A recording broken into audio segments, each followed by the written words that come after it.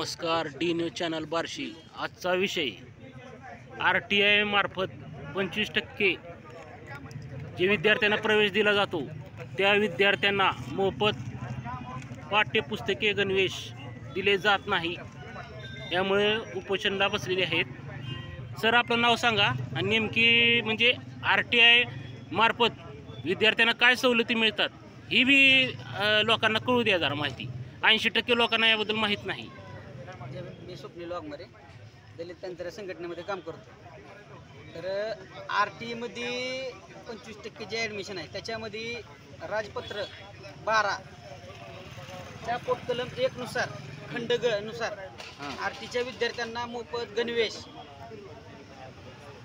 पाठ्यपुस्तकं आणि शालेय साहित्य व सर्व प्रकारचे शिक्षण हे टोटल मोफत मिळतं। पण बार्शीतील शाळा ह्याची कुठल्याही प्रकारची दखल घेत नाहीत आणि असा माझा तर आदेश नाही, म्हणजे मी स्वतः काही सांगितलेलं नाही। हे पूर्ण बार्शीतील गट शिक्षण अधिकाऱ्यांनी बार्शीतील सर्व शाळांना पाठवलेलं पत्रक आहे। म्हणजे शिक्षण अधिकाऱ्याचंच उल्लंघन केलं जात आहे। हा, गट शिक्षण अधिकाऱ्यांचे त्याला केराची टोपली दाखवतात। बार्शीतील यात कोणत्या शाळेत कोणत्या शाळेत? बार्शीतील सगळ्या शाळा। जास्त करून मला सुयश शाळेचं नाव घेण्यात म्हणजे वाटतंय। सुयश आहे, पोद्दार आहे, दोन्ही ठिकाणी त्याचं उल्लंघन केलेलं आहे। स्वप्नील वाघमारे दलित पॅंथर राज्य युवक उपाध्यक्ष आहेत।